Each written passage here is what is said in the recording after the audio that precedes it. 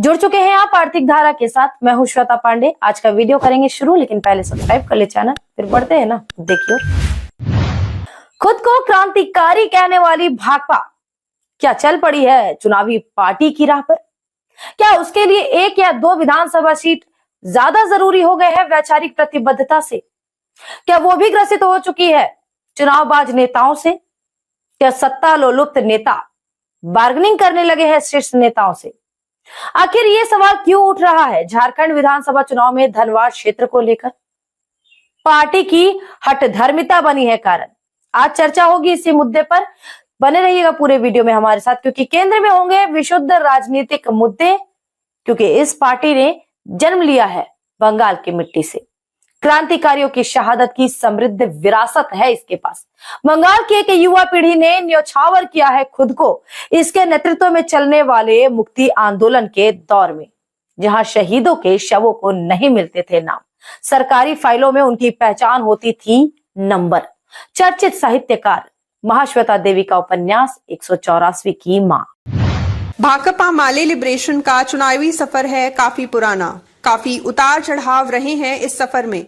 विभिन्न विचारों से जुड़े संगठनों को एकजुट करने के प्रयोग का परिणाम था इंडियन पीपल्स फ्रंट IPF। उसने आजमाई थी चुनावी किस्मत। बिहार विधानसभा में वर्ष 1990 में रहा सबसे बेहतर प्रदर्शन। 22 सीटों पर चुनाव लड़कर जीती थी 7 सीटें।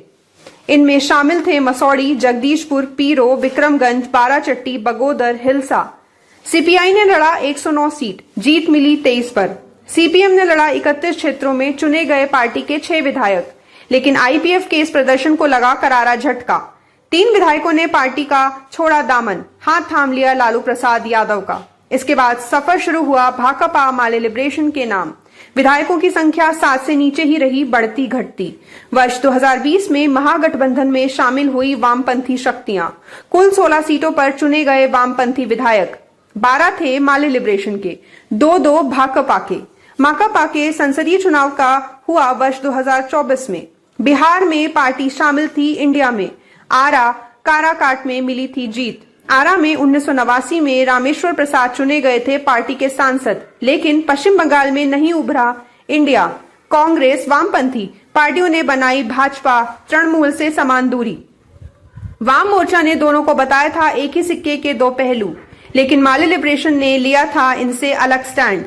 पार्टी महासचिव दीपांकर भट्टाचार्य ने की थी घोषणा, जहां वामपंथी गठबंधन होगा मजबूत, पार्टी समर्थन करेगी उनको, लेकिन जरूरत पड़ने पर तृणमूल को भी करेगी समर्थन, ताकि भाजपा को दी जा सके शिकस्त। उन्होंने भाजपा को बताया था देश के लिए सबसे अधिक खतरनाक, हर कीमत पर उसे मात देने पर दिया था बल। पार्टी नेतृत्व अच्छी तरह से जानता है देश की चुनौतियों को, भाजपा के फासिस्ट चरित्र को। दीपांकर भट्टाचार्य के बयान पर कई वामपंथी नेताओं ने जताई थी आपत्ति, लेकिन पार्टी रही अपने स्टैंड पर कायम। 13 नवंबर को बंगाल के 6 विधानसभा क्षेत्रों में होंगे उपचुनाव। माले लिबरेशन वाम मोर्चे के साथ मिलकर लड़ रही है चुनाव। नेहट्टी में वाम मोर्चा ने आवंटित की है यह सीट, यानी संसदीय चुनाव विधानसभा चुनाव में बदल गया है स्टैंड। इस समय पार्टी नेता दे रहे हैं बयान। इस चुनाव में भाजपा नहीं है कोई फैक्टर, इसलिए तृणमूल के खिलाफ वामपंथी एकता संघर्ष है जरूरी। पहली बार वाम मोर्चा में शामिल होकर पार्टी लड़ रही है चुनाव। तो क्या पार्टी नेता नहीं समझते झारखंड विधानसभा चुनाव के महत्व को?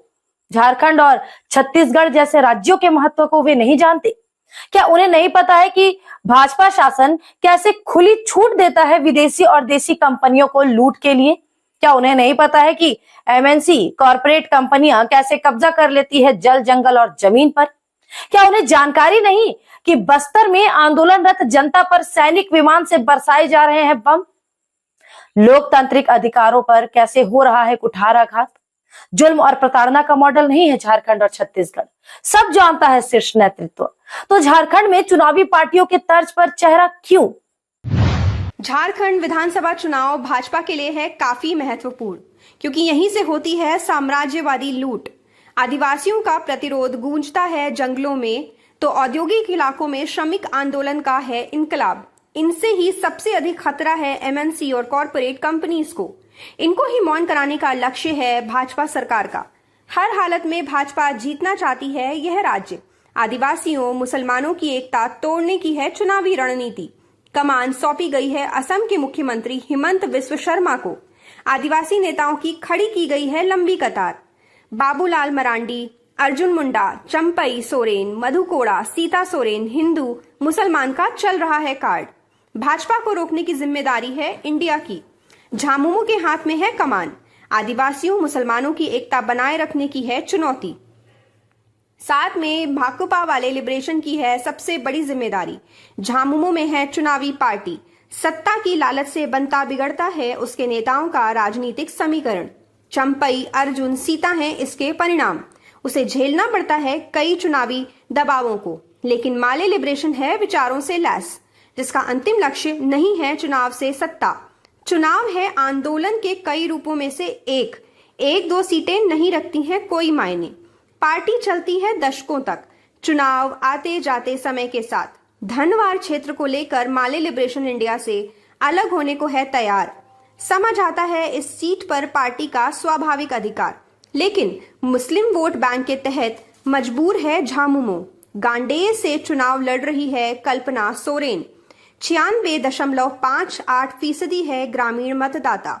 एससी मतदाता 11.35%, तो आदिवासी मतदाता 20.23%। मुस्लिम मतदाता हैं 26.82%। कल्पना पर कोई रिस्क नहीं चाहते हैं हेमंत सोरेन। इस्तेमाल करना चाहते हैं उनके पूरे राज्य के प्रचार में। धनवार की भी कमोवेश है यही स्थिति। ग्रामीण मतदाता 98.17%, एससी वोटर 14.04%, तो आदिवासी वोटर 5.95%। मुस्लिम वोटरों की संख्या है 24.4%। यही कारण है झामुमो की मजबूरी का। मुस्लिमों का है दबाव, चाहिए उनके प्रतिनिधि को एक सीट। धनवार में यदि इंडिया ने लड़ी फ्रेंडली लड़ाई, तो भाजपा के सीएम चेहरा बाबूलाल मरांडी की जीत होगी बेहद आसान। लेकिन इंडिया एकजुट लड़ा तो गहरे संकट में फंसेंगे बाबूलाल मरांडी। झामुमो को बगोदर, निरसा, सिंदरी में नहीं है समर्थन से आपत्ति इनकार। माले लिबरेशन के नेता समझते हैं ये मजबूरी, लेकिन अपनी पार्टी के अंदरूनी दबाव से हैं परेशान। डर है कि सीट दिया झामुमो को तो अंजाम होगा पार्टी में विवाद। तो फिर फर्क क्या रहा झामुमो और माले लिबरेशन में? क्या पार्टी नेताओं से चलती है, विचारों से नहीं? 1977 में आरएसएस ने जनसंघ का विलय कर दिया था जनता पार्टी में। जरूरत पड़ी बना ली भाजपा। भाजपा के सीएम चेहरे को शिकस्त देने के लिए इतनी भी हिम्मत नहीं। अगर रण कौशल नहीं तो या तो समर्थन कीजिए झामुमो का भाजपा को रोकने के लिए, या दीजिए झामुमो प्रत्याशी को अपना चुनाव चिन्ह, या फिर उतारिए आप मुस्लिम चेहरा। चुनावी मैदान में इस तरह के खेल हैं आम, लेकिन एक सीट के लिए भाजपा को झारखंड में खुली छूट देना मतलब फासिस्टों और साम्राज्यवादियों के लिए राह आसान करना। चुनावी निर्णय है, कॉमरेड या क्रांतिकारी नहीं। वीडियो में इतना ही। बने रहे आर्थिक धारा के साथ, क्योंकि हम जुड़े हैं अपनी माटी अपनी थाती से। अब दिन भर की कुछ छोटी बड़ी खबरें फटाफट।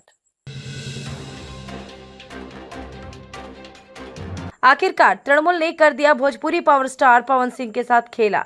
बड़े दावे किए थे तृणमूल विधायक हरिराम सिंह ने, किसी कीमत पर स्थगित नहीं होगा पवन सिंह के गायन का कार्यक्रम। 12 घंटों में ही निकल गई हवा। पवन सिंह को सामने रख फिर किया गया हिंदी भाषियों को अपमानित। कार्यक्रम स्थगन की घोषणा की विधायक प्रतिनिधि सह उनके पुत्र सह युवा तृणमूल जिला महासचिव प्रेमपाल सिंह ने। खूब गुणगाए ममता सहित पार्टी के नेताओं के। स्थगन के लिए दोषी ठहराया प्रशासन को, सुरक्षा को। प्रशासन ने हाथ खड़े कर दिए सुरक्षा देने पर। आर्थिक धारा ने पहले ही जताई थी आशंका, करेंगे हरिराम सिंह सरेंडर, है या हिंदी भाषियों के सम्मान के खिलाफ साजिश। पवन सिंह, उनका कार्यक्रम था 3 तारीख को 7 बजे, जिसको हम लोगों ने निर्धारित किया था, लेकिन किसी कारणवश, किसी सेंटिमेंट के चलते, किसी एक संगठन के चलते, अब उनके पास जिसका छत्र छाया हमें नहीं पता, लेकिन उनका लगातार विरोध के कारण हमने प्रशासन से भी अपील किया था इसके लिए सुरक्षा देने के लिए। प्रशासन ने बोला कि हम सुरक्षा देने में सक्षम नहीं हैं, आपका कैपेसिटी ग्राउंड का थोड़ा कम है और आपका सिलेक्शन थोड़ा कम है, तो सुरक्षा में थोड़ा फेरबदल हो सकता है, हम लोग उसमें त्रुटि पूरा कर नहीं पाएंगे। इसी कारणवश हम लोग ने सब कारणों को ध्यान में रखते हुए हमारे जो पावर स्टार पवन सिंह, उनका कार्यक्रम 3 तारीख को हम लोग आज आधिकारिक घोषणा करते हैं कि निरस्त करते हैं। उनका कार्यक्रम बर्खास्त किया जा रहा है अगले तारीख तक, और साथ ही साथ सुरक्षा के कारण झारखंड विधानसभा चुनाव को लेकर पुलिस है पूरी तरह से सतर्क। मैथन पुलिस ने झारखंड बंगाल सीमा स्थित अंतर्राज्यीय चेक पोस्ट पर शुरू की है वाहन जांच। रात्रि 2:30 बजे मिली बड़ी सफलता। झारखंड में प्रवेश करती मर्सिडीज कार से बरामद हुई 13 किलो चांदी के जेवर। पुलिस ने कर लिया उसको जब्त। संबंधित कार सवारों से हो रही है पूछताछ। पुरुलिया के पुलिस अधीक्षक एसपी कार्यालय में लगी भयंकर आग। कार्यालय के भीतर से अचानक दिखने लगी आग की लपटें। घटना के बाद इलाके में मच गई अफरा तफरी। सूचना मिलते ही घटनास्थल पर पहुंचे दमकल कर्मी। कई इलेक्ट्रॉनिक सामग्रियां और कंप्यूटर्स को हुई क्षति। कड़ी मशक्कत के बाद पाया जा सका आग पर काबू। दमकल कर्मियों का है मानना संभवतः बिजली के शॉर्ट सर्किट से लगी है आग। आसनसोल महकमा के चेलोद तथा तिराट के ग्रामीणों ने कोआडी कोलियरी के सामने किया संयुक्त प्रदर्शन। नेतृत्व किया बोधन केसरी, समाप्ति पांजा, परितोष माझी ने। प्रबंधन के समक्ष रखी कई मांगे। निजी कंपनी द्वारा ओसीपी चालू करने का किया विरोध। ईसीएल को अधिग्रहण करना पड़ेगा जमीन। आरआर पॉलिसी के तहत देनी होगी नौकरी। ग्रामीणों की सहमति के बिना नहीं होगा कोई कार्य। भोजपुरी लोक गायिका शारदा सिन्हा की तबीयत बिगड़ी अचानक। दिल्ली एम्स के आईसीयू में हुई भर्ती। पद्म भूषण से की जा चुकी है सम्मानित। छठ से जुड़े शारदा सिन्हा के गाने हुए हैं काफी चर्चित। सिंगिंग कैरियर की शुरुआत की थी 1980 में। अब तक गा चुकी है 62 से ज्यादा छठ गीते। पति के निधन के बाद थी काफी परेशान। कुल्टी थाना के समक्ष सफाई कर्मियों ने किया विरोध प्रदर्शन। वार्ड 63 के सुपरवाइजर पर महिला कर्मी से है छेड़खानी का आरोप। आरोपी डब्ल्यू खान पर है जाति सूचक गाली गलौज करने का भी आरोप। पिता की मौत के बाद बोरो कार्यालय में नौकरी मिली है पीड़िता को। पुलिस कर रही है मामले की जांच। झारखंड विधानसभा चुनाव को लेकर मैथन स्थित डीवीसी कैंप हाउस में हुई बंगाल के अधिकारियों संग बैठक। अध्यक्षता की उत्तरी छोटा नागपुर प्रमंडल आयुक्त पवन कुमार ने। बोकारो डीसी, धनबाद डीसी, बोकारो के डीआईजी, धनबाद एसएसपी थे उपस्थित। आयुक्त पवन कुमार ने दी जानकारी। बॉर्डर सीलिंग सघन जांच अभियान पर बनी सहमति। हार्डकोर क्रिमिनलों की कसी जाएगी नकेल। राज्य में बने हैं 20 इंटरस्टेट चेक पोस्ट। झारखंड के गोड्डा जिले के महागामा में पुलिस को मिली बड़ी सफलता। महागामा, हनवारा और बुआरी जोर थाना क्षेत्र में चला अभियान। 1 पिस्टल, 9 कारतूस, टोटो में लदी अवैध अंग्रेजी और देशी शराब की गई जब्त।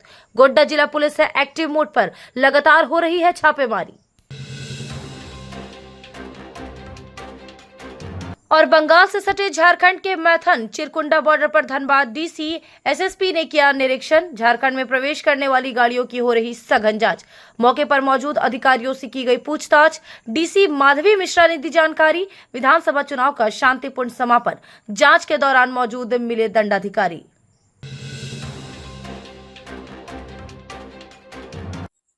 आज के लिए इतना ही, फिर होगी मुलाकात। स्वस्थ रहें और ध्यान रखें अपना।